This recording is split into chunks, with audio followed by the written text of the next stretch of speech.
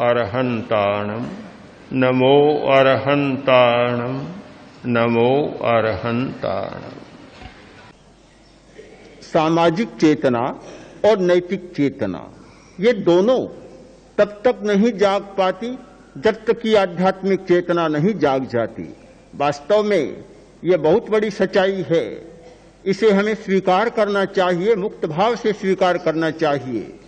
जिन लोगों ने केवल सामाजिक चेतना को जगाने का प्रयत्न किया, राजनीतिक प्रणाली के द्वारा, समाजवाद या साम्यवादी प्रणाली के द्वारा बहुत बल दिया कि सामाजिक चेतना जागे, वैयक्तिक चेतना समाप्त हो, किंतु परिणाम यह आया कि इतने नियंत्रणों, इतने दंड विधानों और कानूनों के उपरांत भी वैयक्तिक चेतना ठीक काम कर रही है और स्वार्थ उतना ही घना हो रहा है।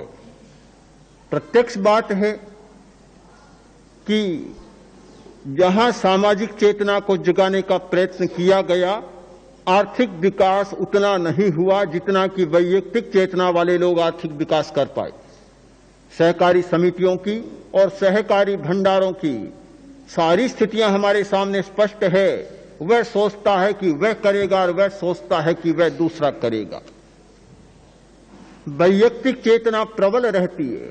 यह स्वार्थ की चेतना और वैयक्तिक चेतना तभी समाप्त हो सकती है जबकि आध्यात्मिक चेतना जाग जाए। आध्यात्मिक चेतना के जाग जाने पर व्यक्ति यह नहीं सोचता कि सामने वाला करेगा मैं क्यों करूं, अपना धर्म मानकर करता है। कर्तव्य भी नीचे रह जाता है। एक कर्तव्य और दूसरी धर्म की प्रेरणा। समाज के क्षेत्र में कर्तव्य की प्रेरणा होती है, किंतु जिसकी आध्यात्मिक चेतना जाग जाती है वहां कर्तव्य की प्रेरणा नहीं होती, वहां धर्म की प्रेरणा होती है। गाली दी और गाली को सहा। किस लिए सहा? कि मेरा धर्म है, मेरा धर्म है।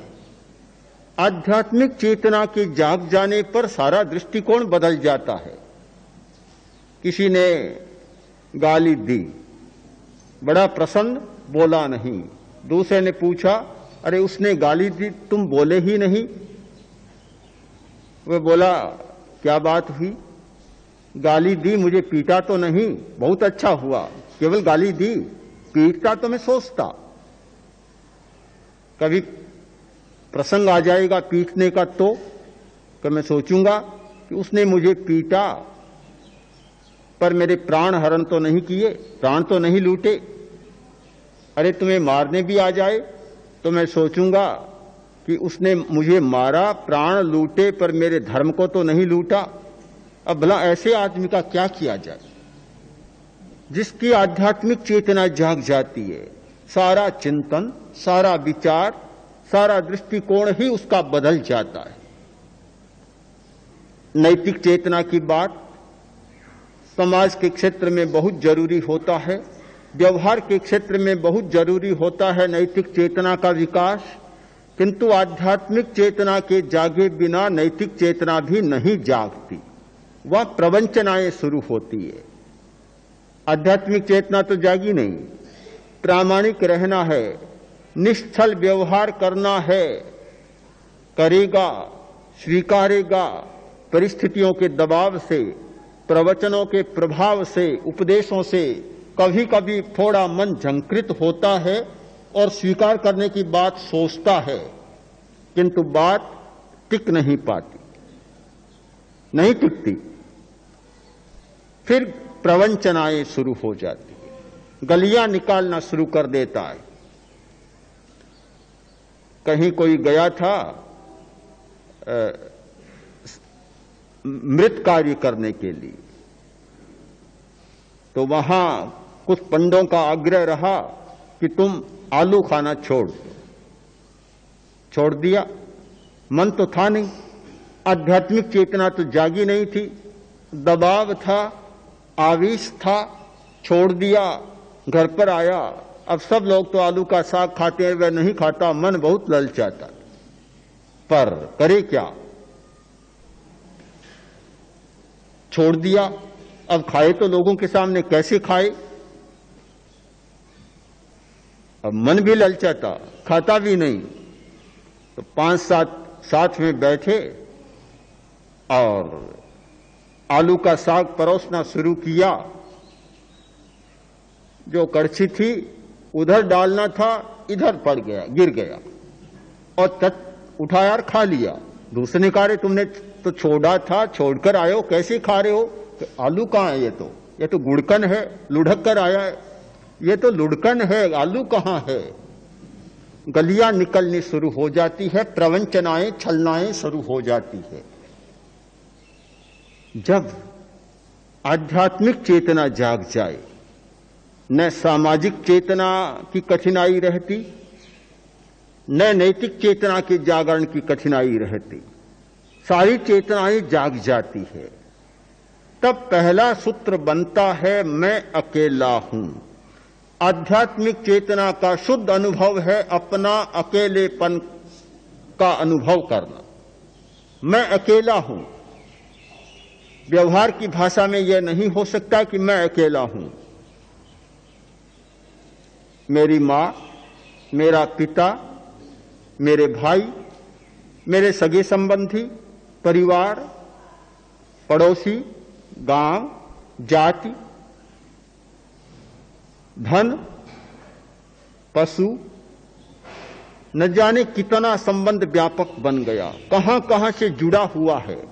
इतना आदमी फैल जाता है व्यवहार की भूमिका में, इतना फैला हुआ है कि एक आदमी के साथ अनजान में सैकड़ों सैकड़ों धागों से वह बंधा हुआ और वे धागे उसे बांधे हुए। कितने मजबूत धागों से बंधा हुआ है आदमी, कहीं अकेलेपन का अनुभव नहीं होता, हमारे समाज के क्षेत्र में, व्यवहार के क्षेत्र में। किंतु आध्यात्मिक चेतना जागती है, सारे बंधन टूट जाते,